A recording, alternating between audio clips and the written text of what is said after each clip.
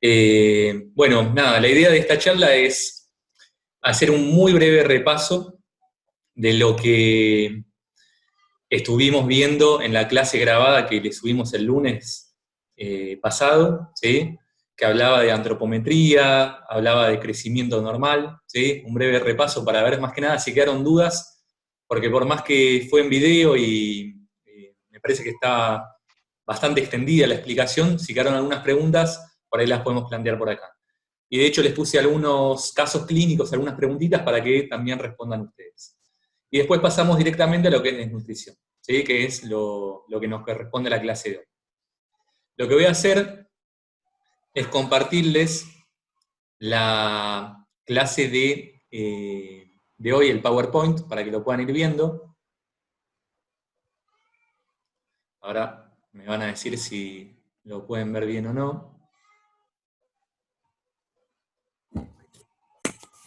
Esperen un poquito.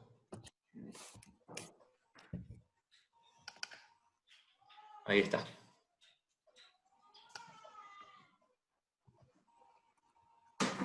Bueno, y arrancamos. ¿Se ve bien, no? La pantalla, la presentación, Yo no la veo, Víctor, ¿eh? No la veo ¿no? tampoco. No sé si los chicos la ven. No, nadie ve. Ok, bueno, Ahí sí. probamos de nuevo. Ahí ¿Ahí sí, sí? Sí. ahí sí. Bueno. Ponelo en pantalla completa. Bueno, entonces, repaso de conceptos generales de crecimiento y desnutrición. Vamos a llegar hasta acá hoy, ¿sí?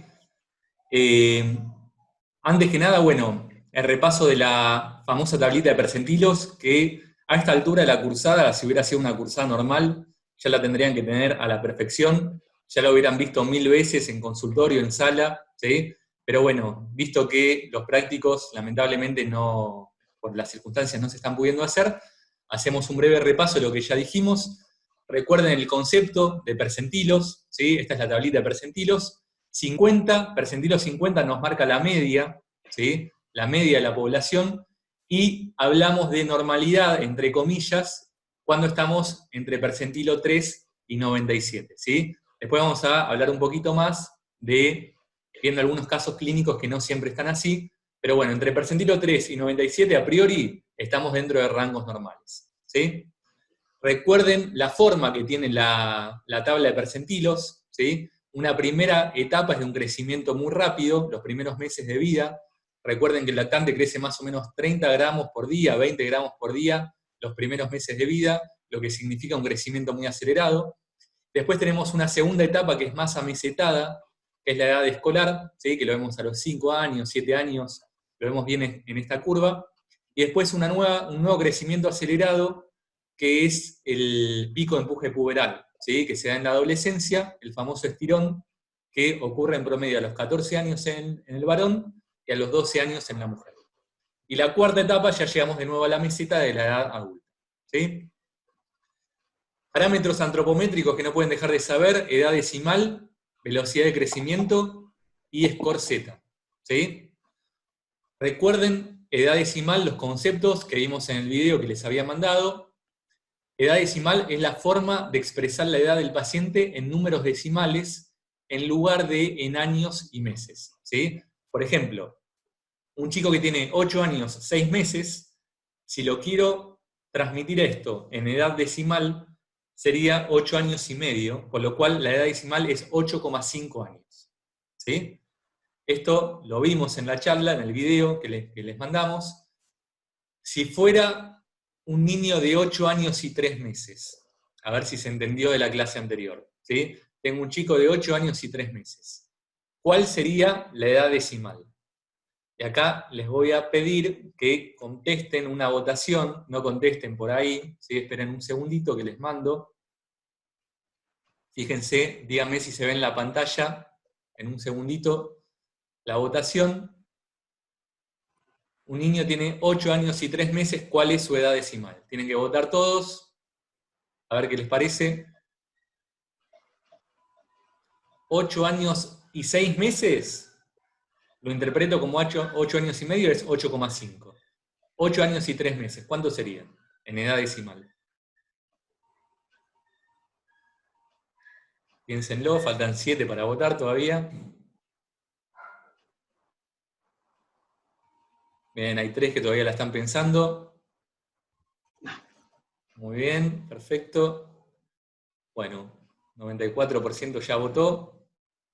Bien, ya votaron todos. Excelente. La gran mayoría, el 92%, votaron bien, ¿sí? Marcaron la correcta. No sé si ven los resultados ahí.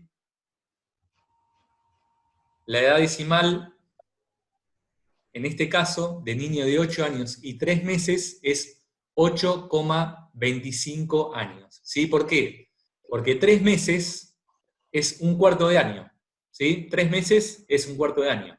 Un cuarto es 0,25. ¿Sí? Entonces, sería 8 años y cuarto, por lo cual la edad decimal es 8,25. Muy bien, el 92% de los 35 que marcaron bien, excelente. ¿Sí? Entonces, repasamos hasta acá el concepto de edad decimal.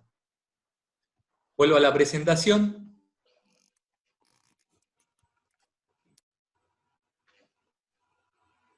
Que se los pongo en pantalla completa para que se vea bien. Perfecto. Concepto de edad decimal lo tenemos. Otro concepto fundamental en crecimiento es la velocidad de crecimiento. ¿Sí? Se dice que la velocidad de crecimiento es el mejor parámetro para valorar el crecimiento de un niño. ¿Sí? Pero, ¿cuál es el inconveniente de esto? Que necesitamos contar con al menos 2 mediciones para poder calcularlo. ¿Sí? Con la medición actual, con una sola medición, no podemos calcular una velocidad de crecimiento. Necesitamos 2 o más mediciones para poder calcularlo. Y se expresa en centímetros por año, si estoy sacando velocidad de crecimiento de talla, o en gramos por año, si estoy sacando velocidad de crecimiento de peso. Entonces, para ver si se entendió bien el video que les mandé la otra vez, les pongo un problemita que está abajo. Si un niño creció 2 centímetros en 4 meses, su velocidad de crecimiento, ¿cuánto será? ¿Sí? Vamos de nuevo a la votación. A ver qué me contestan con esto de velocidad de crecimiento.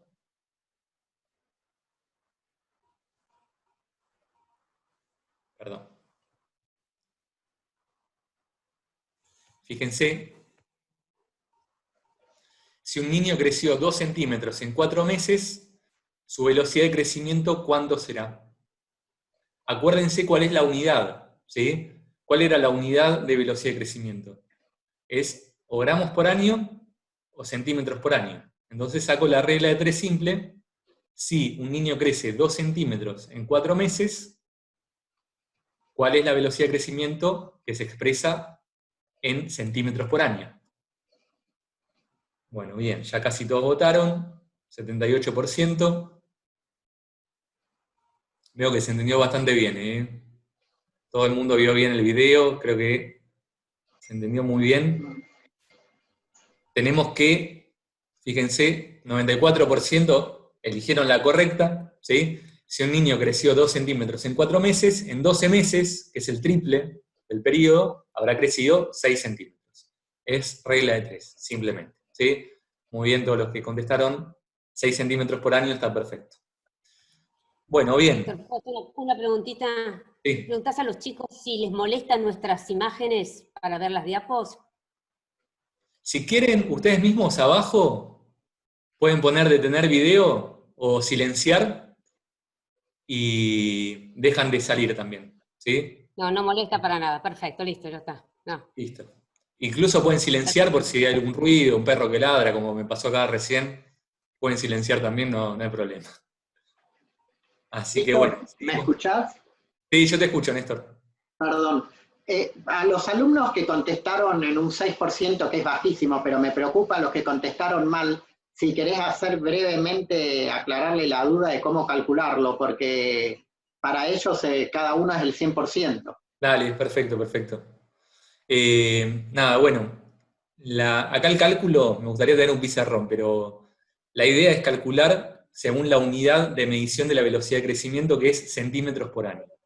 Entonces, tengo que hacer la regla de 3 simple. Si en 4 meses creció 2 centímetros, en 12 meses, o sea, un año, hubiera crecido X. ¿Sí? La famosa regla de 3 simple del secundario. ¿Sí? Si en 4 meses 2 centímetros, en 12 meses X. X es 6 centímetros. ¿sí? De esa manera calculamos la velocidad de crecimiento. Lo más importante que no se pueden olvidar, la unidad, ¿sí? Que es centímetros por año o gramos por año. De esa manera lo van a poder razonar para poder calcular bien la velocidad de crecimiento. ¿Sí? Perfecto, gracias. Buenísimo. Seguimos. Puntaje Z. ¿Se acuerdan la definición de puntaje Z? El concepto. Vamos a... Les hago... No son muchos, muchas preguntas, son poquitas.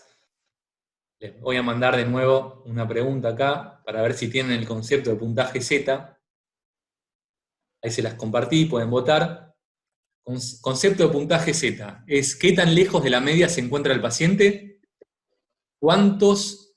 ¿Qué porcentaje de la población se encuentra por debajo del peso o talla del paciente? La relación entre peso y talla del paciente o la cantidad de centímetros que crece por unidad de tiempo el paciente. Entonces, concepto, es importante que tengan el concepto de qué me está indicando el puntaje Z. ¿Sí? ¿Qué quiere decir si un puntaje Z es -2, -3, -4? ¿Sí? Bueno, la gran mayoría ya votó, 30, faltan 7 para votar.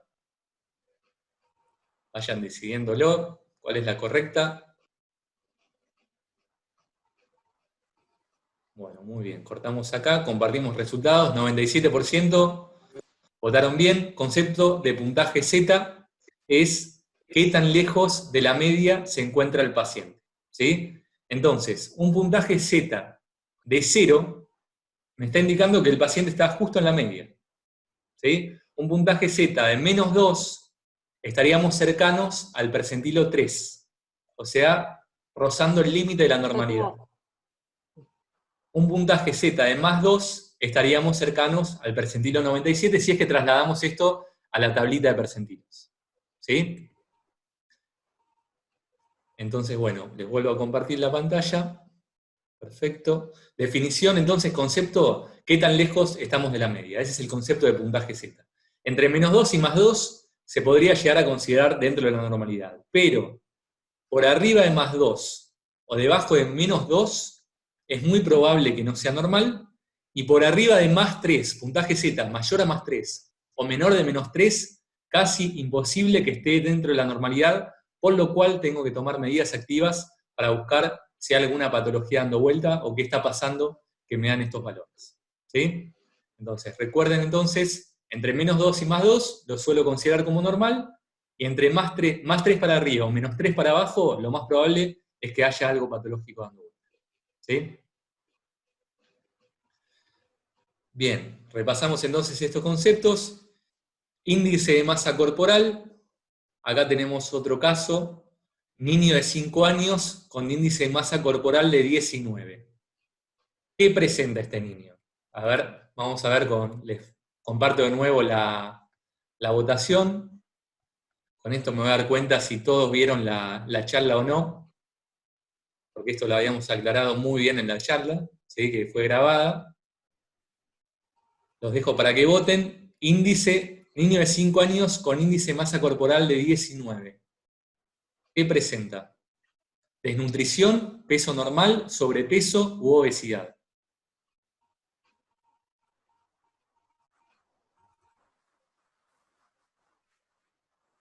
En realidad necesitaríamos la tablita de percentilos que ahora les voy a mostrar, ¿sí? Niño de 5 años con índice de masa corporal de 19, ¿qué presenta? Desnutrición, peso normal, sobrepeso u obesidad. Esto lo habíamos visto en el video que les mandamos. El mismo ejemplo. ¿Cómo? El mismo ejemplo. Sí, el mismo ejemplo. Bueno, finalizamos acá la votación. Faltaron votar algunos que deben estar buscando la tablita. Acá fue bien peleado, ¿eh? Vamos a aclarar algunas cositas, ¿sí? Les muestro los resultados. El concepto importante que se tienen que llevar de acá es que un niño de 5 años con índice de masa corporal de 19, lo que tengo que hacer sí o sí es percentilarlo. ¿Tá? Como todo en pediatría, no es como en adultos que decimos, bueno, de 15 a 20 hay un bajo peso, de 20 a 25 normal, de 25 a 30 sobrepeso, más de 30 obesidad, ¿sí? En adultos es bastante fácil de recordar. En niños, lo que tenemos que hacer es ver la tabla de percentilos de índice de masa corporal. Como todo en pediatría, se percentila. Hasta la presión arterial se percentila, ¿sí? Entonces, la respuesta acá, si no tenemos la tablita de percentilos, tendría que ser, bueno, lo voy a percentilar. Les voy a mostrar la tablita de percentilos de índice de masa corporal, ¿sí? La tablita de percentilos de índice de masa corporal me marca, ¿sí? Percentilar siempre en pediatría, dijimos 5 años, 19 de índice de masa corporal. Fíjense, estamos acá, 5 años, me ve la tablita, 19 de índice de masa corporal. Por lo cual estoy, ¿se ve la flechita? ¿Sí? Que estoy señalando. Estoy por arriba del percentilo 97. ¿Sí? Un índice de masa corporal por arriba del percentilo 97 me habla de obesidad. ¿Sí? Un índice de masa corporal que está entre percentilo 85 y 97 me habla de sobrepeso. ¿Está bien? Y bueno, entre 3 y 85 estamos dentro de la normalidad. ¿Pero a qué voy con todo esto? Ojo, no interpreten que los valores de índice de masa corporal de adultos se pueden extrapolar a niños. En niños siempre percentilar, y si me da percentilo mayor de 97, hablo de obesidad, entre 85 y 97 hablo de sobrepeso. Entonces, volviendo a la pregunta, niño de 5 años con índice de masa corporal de 19, tengo que diagnosticar obesidad. ¿Sí? Bien, algunos casos clínicos rapidito para seguir repasando. Fíjense, el caso A, que lo tengo acá, ¿sí? Es una medición aislada de talla, que se encuentra entre percentilo 50 y 75. A priori, teniendo nada más que esta medición, puedo decir que es normal. Lo que seguramente me gustaría mucho es conocer cuáles fueron las mediciones anteriores para poder calcular la velocidad de crecimiento. Caso B, estoy en un percentilo 10. A priori también estoy dentro de la normalidad, ¿sí? Pero también me gustaría conocer cuáles son los valores previos para poder ver la curva de crecimiento de ese chico. Caso C, está al límite de la normalidad. Estoy en percentilo 5, 3, ¿sí? Entonces, en este chico tengo que prestar especialmente atención, y más que ninguno de los que vimos hasta ahora, me interesa muchísimo conocer los datos previos. El caso D está muy por debajo del percentilo D, del percentilo 3, ¿sí? Si yo me fijara, tengo que calcular el score Z, qué tan lejos de la media estoy. Quizás estoy con un score Z de -3 o -3 y algo, ¿sí? Lo tendría que calcular. Pero estoy bastante alejado muy alejado de la media, y no es que estoy arañando el percentilo 3, está bastante alejado, con lo cual lo más probable es que este paciente tenga algo como para analizar, ¿sí? Y el caso E, estoy en percentilo 97, también estoy al borde de la normalidad. Caso F, acá me da varias mediciones, tengo 4 mediciones. La última, la medición de hoy, está en percentilo 310, y era un chico que venía creciendo en percentilo 50.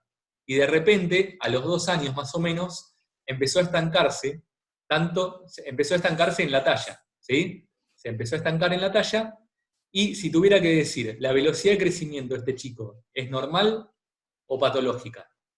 Me gustaría que me contesten en el chat, ¿sí?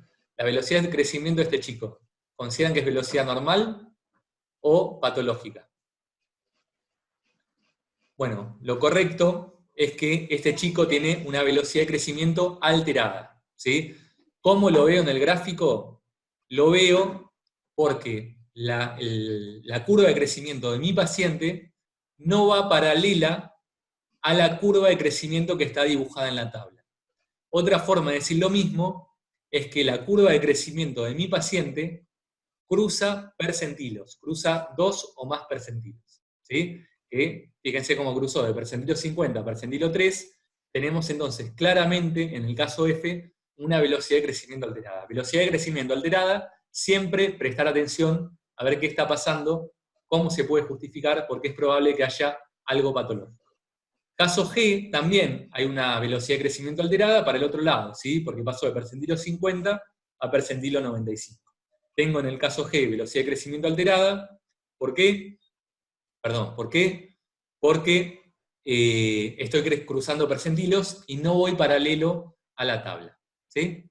Seguimos con más casos clínicos. Caso H. Si tuviera que decir velocidad de crecimiento, ¿tengo velocidad de crecimiento normal o patológica en este caso? Les pido que me contesten en el chat. Bueno, velocidad de crecimiento, por más que estoy por debajo de percentilo 3, ¿sí? Por más que estoy por debajo de percentilo 3, la velocidad de crecimiento de mi paciente es normal, porque no cruza percentilos y va paralelo a la curva que ya está dibujada. Mientras que el caso F es lo peor que me puede pasar, porque estoy por debajo del percentilo 3 y encima con velocidad de crecimiento alterada. ¿Sí? Entonces, ¿qué me llevo de estos dos grafiquitos? Llévense que lo ideal siempre es tener varias mediciones para poder ver cómo viene creciendo el paciente. Una medición aislada no me dice gran cosa. ¿Sí? Necesito varias mediciones para poder calcular velocidad de crecimiento. Y segundo punto que me llevo de estos grafiquitos, si la curva del paciente cruza los percentilos que están dibujados en la tabla, la velocidad de crecimiento está alterada. ¿Sí? Bien, diagnósticos diferenciales tenemos.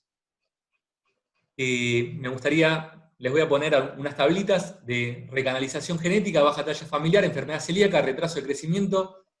Fíjense que ya lo habíamos visto en la clase, ¿sí? Es el típico ejemplo de les hago la introducción, niña recién nacida de término, con 4 kilos 353 centímetros de talla. Uno podría decir que nació macrosómica, ¿sí? Fíjense que si yo la percentilo, en el nacimiento seguramente estaba percentilo 97 o algo mayor, ¿sí? Nació macrosómica con 4 kilos 300 de peso y 53 de talla. Pero la talla de la madre es 1,42, la talla del padre 1,55. Los genes de esta nena, ¿les están diciendo que tiene que ser una nena grandota? ¿Sí? Por sus genes, ¿esta nena va a ser alta? Seguramente no, ¿sí? Porque la talla de la madre es bajita y la talla del padre también. Entonces, nació macrosómica por algún motivo, probablemente una diabetes gestacional, ¿sí? Que provoca macrosomía, es una de las primeras causas de macrosomía, pero sus genes le dicen, bueno, vos naciste gigante, pero cuando seas grande no vas a ser gigante, ¿sí? Porque tus genes te marcan que tenés que ser bajita. Entonces, ¿qué va a pasar? Lentamente se va a ir acomodando en la curva de percentilos, bajando de carril, cambiando de carril, hasta acomodarse en el carril que le corresponde según sus genes, que probablemente es el carril del percentilo 3. Este cambio de carril, acá tenemos una velocidad de crecimiento alterada, ¿sí? Porque está cruzando percentilos. Pero este cambio de carril, en los primeros 2 años de vida, con un contexto acorde como el que estamos viendo en esta paciente, no me asusta y tengo que hablar de recanalización genética. ¿Sí? Nació gigante por un motivo X, sus genes le marcan que tiene que ser chiquita, bueno, el cambio de carril hasta que se acomoda al carril que le marcan los genes, se llama recanalización genética y no nos tienen que preocupar. ¿Sí? Conducta en ese caso para el simulador, para el EFU, tranquilizar a los padres. ¿Sí? Bien, siguiente gráfica, que me tienen que decir de qué se trata. Crecimiento normal hasta más o menos los 6 meses, y después un franco estancamiento. ¿Sí? Esto, acompañado de una clínica en la niña de anorexia, abdomen globoso, irritabilidad, diarreas, ¿sí? Tengo que pensar, esta es la típica gráfica de enfermedad celíaca. ¿Sí? ¿Cómo la puedo razonar? La puedo razonar de la siguiente manera. En alimentación vimos que el pecho exclusivo hasta los 6 meses era lo recomendado. ¿Sí? Si no, leche de fórmula es la segunda alternativa. Ni el pecho ni la leche de fórmula tienen gluten. Por lo tanto, no tengo alteraciones a nivel de la luz del tubo digestivo que me provoquen mala absorción. Entonces, hasta los 6 meses, crecimiento normal. Después de los 6 meses, ahí sí empiezo con un crecimiento estancado porque suelen iniciar alimentación complementaria, los fideitos, los cereales, etcétera, que tiene gluten. Aparece la reacción antígeno-anticuerpo en la luz del tubo digestivo, inflamación, mala absorción, diarreas y estancamiento de peso. ¿Sí? Esa es la típica curva de enfermedad celíaca, aunque no siempre se da. Ustedes saben que la enfermedad celíaca muchas veces es oligosintomática. ¿Sí? A veces incluso se diagnostican adultos. Y esta curva es la típica curva de una nena que nació chiquita, cuando iba al jardín era chiquita, en su edad escolar, primario o secundario fue chiquita, y va a llegar a una talla final también chiquita en percentilo 3. Es la típica curva de la baja talla familiar, ¿sí? O sea, los genes, porque la mamá es bajita y el papá es bajita, le dicen vos tenés que ser bajita. Nace bajita, cuando está en el colegio es bajita, en el secundario es bajita y su talla final es bajita, ¿sí? Esta es la típica curva de baja talla familiar, siempre rondando el percentilo 3 con una velocidad de crecimiento normal, ¿sí? El último gráfico, con esto terminamos el repaso, tenemos un chico o una nena que viene creciendo bien durante toda su edad escolar, jardín, y al llegar a la adolescencia, en vez de pegar el pico de empuje puberal, como todos sus compañeros de secundario, pega el pico de empuje puberal un poquito más tarde, ¿sí?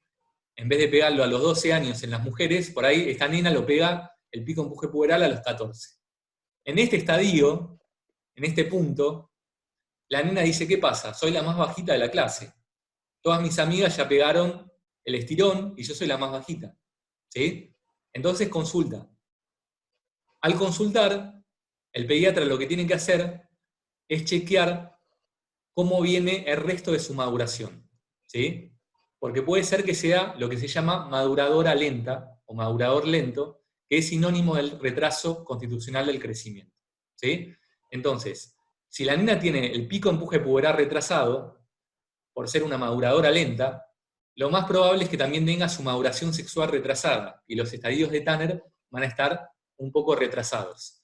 Y le pide un estudio que se llama edad ósea, que es sacarle la radiografía de la muñeca, mano izquierda con foco en tercer metacarpiano, y de esta manera voy a ver que la edad ósea también está retrasada, lo cual también me da para pensar en retraso constitucional de crecimiento. Entonces, esta es la típica curva del madurador lento, que pega el estirón más tarde, pero llega a una talla final que habitualmente es normal, ¿sí?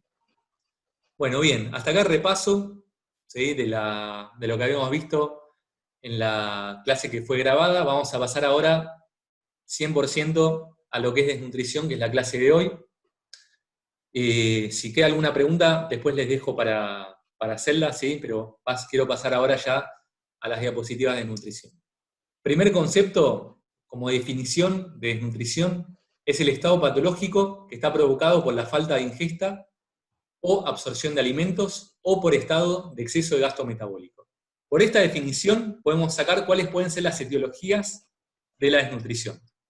La primera, una falta de aporte, ¿sí? La segunda, que el aporte, o sea, la comida al niño, es la adecuada, pero hay una mala absorción, con lo cual el organismo no puede absorber esos alimentos que el niño está incorporando. Y la tercera, que es bastante más rara, es que hay un gasto excesivo, ¿sí? Poco aporte sería más que nada una causa social, ¿sí? Alguna causa social, pobreza, ¿sí? Malnutrición, la familia no tiene los medios económicos para darle una alimentación adecuada. Mala absorción, quizá la familia lo está alimentando bien, pero por una enfermedad de base que tiene nuestro paciente, ese alimento que llega al tubo digestivo no se absorbe, ¿sí? Entonces, ejemplos de esto puede ser, por ejemplo, una enfermedad celíaca, como vimos antes, una fibrosis quística, ¿sí? Hay un montón de ejemplos, pero bueno, los más característicos serían esos dos.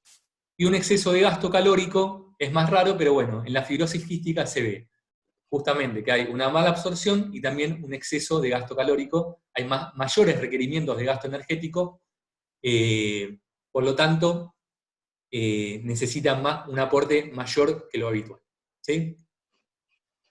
Comparado con adultos, en pediatría, el riesgo de sufrir deficiencias nutricionales es mucho mayor, ¿sí? ¿Esto por qué se da? Porque como vimos en la tabla de percentilos, el niño no solamente tiene que mantener su peso y su talla para no desnutrirse, sino que lo normal es que crezca, que aumente de peso, ¿sí? El adulto para no desnutrirse tiene que mantener su peso. En cambio el niño, para no desnutrirse, si se estanca en el peso, termina desnutrido, termina por debajo de percentilo 3. El niño no solamente tiene que mantener su peso, sino que tiene que aumentarlo. Por eso el riesgo de desnutrición en pediatría es mucho mayor que en adultos, ¿sí? ¿Cómo se clasifica la desnutrición? Bueno, primera clasificación, primaria y secundaria. Sinónimo de primaria, exógena. Sinónimo de secundaria, endógena. Medio que ya la palabra me va diciendo de qué se trata esto, ¿sí? El problema en la primaria está por fuera del organismo. Entonces, el ejemplo típico de nutrición primaria o exógena es la falta de aporte, ¿sí? El niño que no tiene que comer. Desnutrición secundaria o endógena es el chico que tiene que comer, pero tiene alguna patología de base, como enfermedad celíaca, y lleva a mala absorción, por lo cual termina con desnutrición, ¿sí? Segunda clasificación en aguda y crónica, ¿sí? Desnutrición aguda, tener en cuenta, antes de poder razonar esto, que si yo tengo los parámetros de crecimiento, peso y talla, en una desnutrición lo primero que se va a afectar es el peso. Y si la desnutrición se cronifica, se va a pasar a afectar la talla posteriormente, ¿sí? Entonces, primer parámetro que se afecta en una desnutrición, el peso. Y después se termina afectando la talla, ¿sí?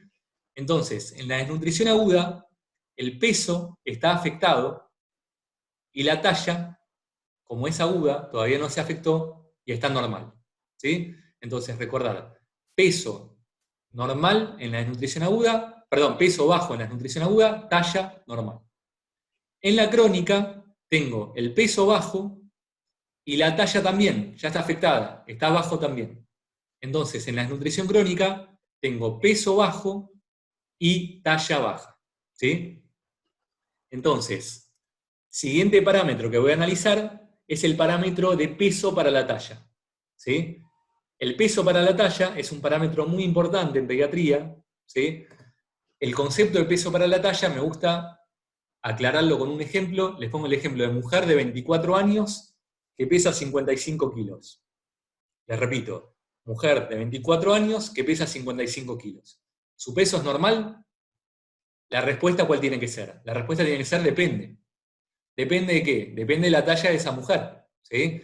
Si esta mujer de 24 años, que pesa 53 kilos, tiene una talla de 1,90, su peso está bastante disminuido para la talla que tiene, ¿sí? Tendría que tener un peso mucho mayor. Ahora, si esta mujer de 24 años pesa 53 kilos y tiene una talla de 1,40, su peso para la talla que tiene está elevado. Ese es el concepto de peso para la talla, ¿sí? En la desnutrición aguda, el peso para la talla está disminuido, ¿sí? Esto habitualmente lo explico con el pizarrón, en este momento se me complica un poquito, pero bueno, el peso para la talla en la desnutrición aguda está disminuido. ¿Por qué? Porque el peso está bajo con la talla normal. Entonces el cociente peso-talla me va a dar disminuido. El peso para la talla en la desnutrición crónica está normal, ¿sí? ¿Por qué? Porque me bajaron tanto peso como talla, ¿sí? Como el peso bajó y la talla también bajó, el cociente peso-talla me viene normal, ¿sí? Después les puse una pregunta choice para ver si se entendió esto. Siguiente clasificación, marasmo-kwashiorkor, ¿sí? Esta es una clasificación más de libro que otra cosa. De hecho, es raro encontrar marasmo puro o kwashiorkor puro, casi siempre se ven una mezcla de las dos, ¿sí? Pero bueno, a nivel teórico, el kwashiorkor podemos decir que es un déficit de proteínas, ¿sí? Ocurre principalmente después del segundo año de edad y suele darse por una ablactación inadecuada, ¿sí? Ablactación inadecuada quiere decir que una vez que el chico deja el pecho, la alimentación complementaria no reúne los nutrientes que el chico necesita, ¿sí? Contándoselos como un cuentito, para que se acuerden de cómo es esto del kwashiorkor, la idea es la siguiente. La idea es que nace un niño, la madre le da el pecho, obviamente los primeros 6 meses el niño tiene todos los nutrientes que necesita con el pecho materno, ¿sí? Pasados los 6 meses tiene que empezar la alimentación complementaria, pero por suerte sigue con el pecho, ¿sí? Sigue con el pecho, y la madre como alimentación complementaria por ahí le da lo poco que puede comprar, por ahí alguna polenta, alguna harina, algún arroz, no puede comprar huevos, no puede comprar carne, no puede comprar pescado, ¿sí? Entonces, la alimentación complementaria está basada más que nada en harinas, pero por suerte sigue con el pecho materno, con lo cual el aporte de proteínas todavía más o menos se mantiene, ¿sí? Llega al año, todavía sigue bien, porque el chico todavía sigue con pecho materno, más estas harinas que le da la madre, el pecho materno lo viene salvando de la desnutrición por ahora. Y kwashiorkor, en una lengua africana que no me acuerdo de qué país viene, pero kwashiorkor quiere decir, en la lengua africana, niño desplazado. ¿Sí? ¿Qué pasó? Al año y medio nació el hermanito. ¿Sí? Como nació el hermanito, el pecho que venía tomando este niño ya no lo toma más, porque ahora el niño fue desplazado por el hermanito y el pecho ahora lo toma el bebé. ¿Sí? Y lo que le queda para comer solamente son esas pocas harinas que la madre le podía comprar. Entonces, aparece un franco déficit de proteínas en este momento, ¿sí? El déficit de proteínas es la clave entonces en el kwashiorkor, ¿sí? Si uno tuviera que razonar la apariencia edematosa, ¿por qué encuentro muchos edemas en el kwashiorkor? ¿Lo puedo razonar pensando en el déficit de proteínas? Sí, lo puedo razonar. ¿Por qué? Porque el déficit de proteínas, la baja de proteínas en sangre, me va a provocar la extravasación de líquidos por menor presión menor presión a nivel sanguínea, ¿sí? Que hace que el líquido salga al tercer espacio y aparezca edema, ¿sí? Por lo cual puedo encontrar edema en tobillos, abdomen globoso, que el abdomen globoso es justamente por este edema. El chico lo van a encontrar apático, triste e indiferente. Esta es la típica foto de un chico con kwashiorkor, ¿sí? Fíjense cómo están los tobillos, no sé si lo llegan a ver bien, están edematosos, el abdomen globoso, que también es edema, el chico apático, indiferente, triste, en vez de estar jugando como tendría que estar jugando. Y otra característica típica de la desnutrición es que se considera a los desnutridos como inmunodeficientes. Esto es muy importante que lo recuerden, no solamente para esta clase, sino para futuras clases, especialmente lo que es neumonía o bronquiolitis, que por ahí chicos sanos que no se internarían por una neumonía o por una bronquiolitis, si son desnutridos, lo voy a considerar como inmunocomprometido y lo tengo que internar igual, ¿sí? Así que recordar que a todo desnutrido se lo considera como inmunodeficiente, por lo cual, ojo, si tienen alguna patología agregada, como por ejemplo neumonía, desnutrición, que van a ver más adelante. Perdón, neumonía o bronquiolitis, que van a ver más adelante. ¿Sí? Bueno, esos son los conceptos clave que se tienen que llevar de kwashiorkor. Les agrego el tema del cabello, que es bien típico, que es un cabello delgado, pálido, débil. ¿Sí? Uno tironea el cabello a penitas y se queda con los cabellos en la mano. Los miembros superiores son delgados, puede haber una erupción desprendible hiperpigmentada, el edema y la fobia que ya charlamos, la baja de peso, obviamente, porque estamos hablando de desnutrición, el chico apático y puede acompañarse de una anemia leve. ¿Sí? Razón en kwashiorkor, entonces, para poder acordarse como el déficit de proteínas. ¿Sí? Mientras que el marasmo es un déficit de calorías más global. ¿Sí? Puede ocurrir incluso de comienzo intrauterino, o los primeros meses de vida, de comienzo intrauterino cuando la madre embarazada está desnutrida. ¿Sí? Puede llegar a tener una desnutrición intraútero el niño cuando la madre está con una desnutrición muy grave. ¿Sí? Y esto suele darse, obviamente, cuando la madre no le da el pecho. Si la madre le diera el pecho los primeros 6 meses de vida, es raro que un chico llegue a la desnutrición. ¿Sí? Entonces, suele haber un destete temprano y un uso inadecuado de fórmulas infantiles. ¿Sí? La gran mayoría de las veces tenemos como opción al pecho materno la fórmula infantil, ¿sí? Que es la que viene en lata o en las cajitas que ya vienen preparadas, es la opción ideal cuando el pecho materno no se puede dar. La siguiente opción a la fórmula infantil es la leche de vaca de sachet que se compra en el supermercado, pero que tienen que ser diluida, porque un bebé de menos de un año, especialmente menor de 6 meses, no puede tomar una leche de vaca pura, ¿sí? Así como viene en el sachet de supermercado, porque tiene un exceso de proteínas que puede llegar a dañar el riñón. ¿Sí? Entonces, importante que la leche de vaca, si es la única opción que tienen esos padres, y la van a dar a un menor de 6 meses, sea diluida. Y no solamente diluida para bajar el exceso de proteínas, sino con un agregado de azúcar y aceite. ¿Sí? Si esto no se hace bien, y por ejemplo se diluye mucho la leche de vaca, no se le agrega aceite, no se le agrega azúcar, podemos tener un uso inadecuado de lo que son las alternativas de la leche materna y llevar a la desnutrición. ¿Sí? La evolución del marasmo es más crónica, no tan aguda como el kwashiorkor, suele haber morbilidad gastrointestinal y respiratoria, y la apariencia es emaciada. ¿Qué quiere decir emaciado? Emaciado es con un adelgazamiento extremo. ¿Sí? Acá tienen la típica foto del marasmo, ¿sí? Es un chico que tiene una facies de hombre viejo y pequeño, ¿sí? ¿Qué es lo más característico de la cara del bebé?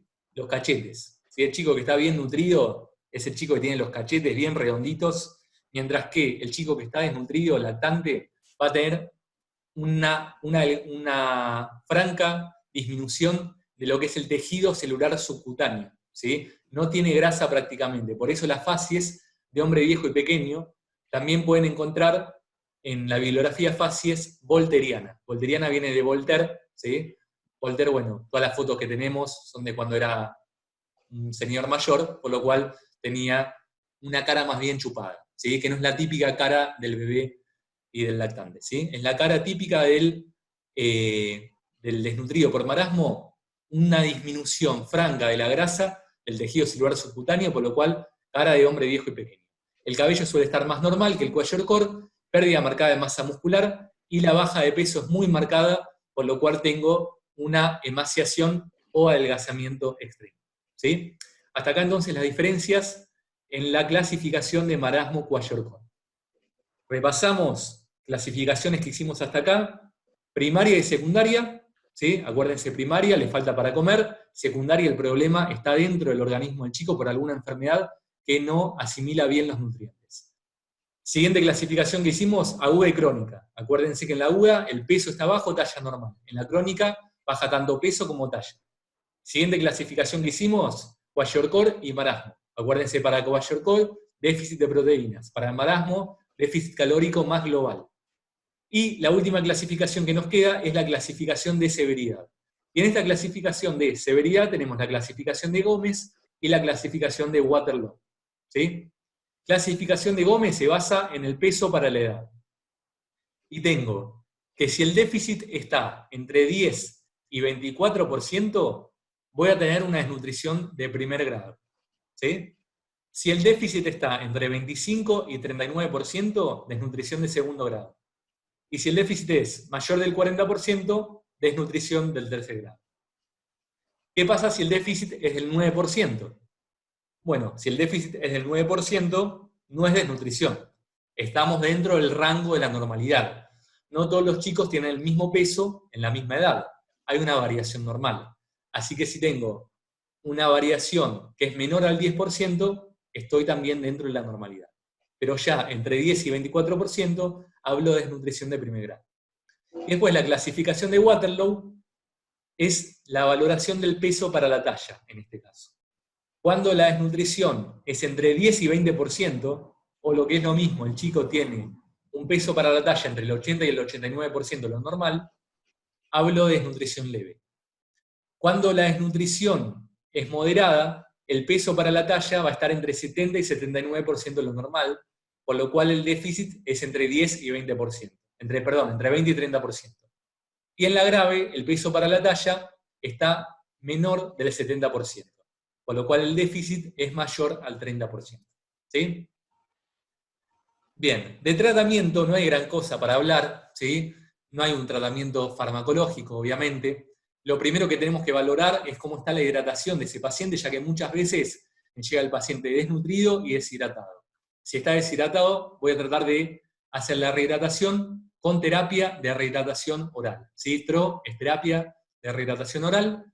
La terapia de rehidratación oral se hace idealmente con sales de la OMS, ¿sí? Se coloca un sobrecito que se puede comprar en la farmacia o está en el hospital, diluido en 1 litro de agua. Y eso se le da para tomar al paciente. Ventaja de las sales de la OMS con respecto al agua de la canilla es que las sales de la OMS obviamente les va a aportar los déficits que pueda haber de líquido más de electrolitos, glucosa, calcio, magnesio, sodio, etc. ¿Sí? O sea, me corrige los líquidos y me corrige también la deficiencia de electrolitos. Muchos chicos que están desnutridos llegan también con acidosis metabólica. En ese caso, la voy a tener que corregir.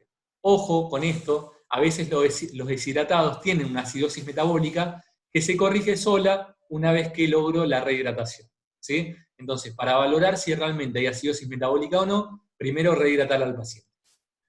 Tercer punto, corregir electrolitos. Cuarto punto, hay chicos que llegan con una anemia severa. En ese caso tengo que hacer una transfusión de glóbulos rojos, ¿sí? Para ver si el niño necesita o no transfusión, es muy importante valorar la clínica, ¿sí? La clínica de que el niño realmente esté necesitando una transfusión, más allá del valor del laboratorio de hemoglobina y hematocrito, es la presencia de soplos, taquicardia, astenia en los movimientos, ¿sí? Esos son parámetros clínicos que me hacen pensar que el chico necesita una transfusión más allá de los valores del laboratorio. Y lo último es el síndrome de realimentación, ¿sí? Probablemente los que ya cursaron bioética hablaron del principio de no maleficencia. El principio de no maleficencia en latín se resume como primum non nocere, ¿sí? Que quiere decir lo primero, no hacer daño. Y el síndrome de realimentación justamente se basa en esto. El síndrome de realimentación es el síndrome producido por la reposición muy rápida de nutrientes sin tener en cuenta las modificaciones electrolíticas, minerales y metabólicas ligadas a la desnutrición grave. ¿Qué quiere decir esta primera oración? El chico que viene con una desnutrición crónica grave ya viene con un metabolismo de base diferente a un chico que no está desnutrido. Lo mismo sus niveles de electrolitos y de minerales en sangre, ¿sí? Por lo cual, es recomendable iniciar la realimentación en el desnutrido grave, comenzando con la mitad de los aportes y aumentarlos en forma lenta y progresiva, con un 10% diario de aumento durante la primera semana. Entonces, concepto más importante que se tienen que llevar del tratamiento de la desnutrición, lo primero, no hacer daño. ¿Qué quiere decir?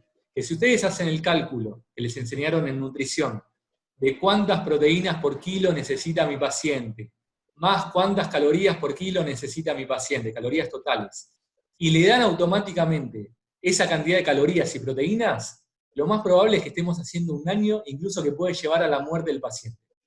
¿Cómo tenemos que empezar? Bueno, los cálculos que hicimos de proteínas por kilo, calorías totales, etcétera, los divido por la mitad, ¿sí?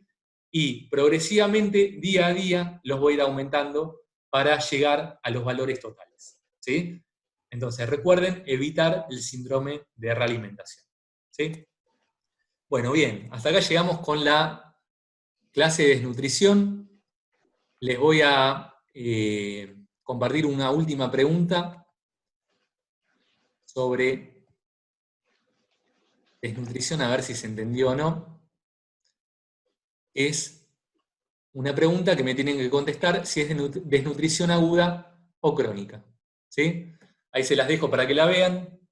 Un niño de 4 años presenta peso bajo para la talla para la edad es normal. ¿Cuál es el diagnóstico desde el punto de vista nutricional? ¿Sí? Entonces, peso bajo para la talla normal. Me preguntan, ¿es desnutrido agudo, crónico reagudizado o secuela de desnutrición? Bien, están votando todos muy bien, ¿sí? Me pongo contento, parece que se entendió. 35 de 35 hasta ahora correctas, 36 de 36 correctas, faltan votar 2. Bueno, 2 por ahí se quedaron dormidos, no, ahí votaron, bien. 37 de 38, bien, perfecto. Ya votaron todos, por suerte 37 de 38 votaron bien, ¿sí? Solo uno puso desnutrición crónica reagudizada, les comparto los resultados. ¿Por qué es una desnutrición aguda? Porque tengo un peso bajo para la talla, ¿sí?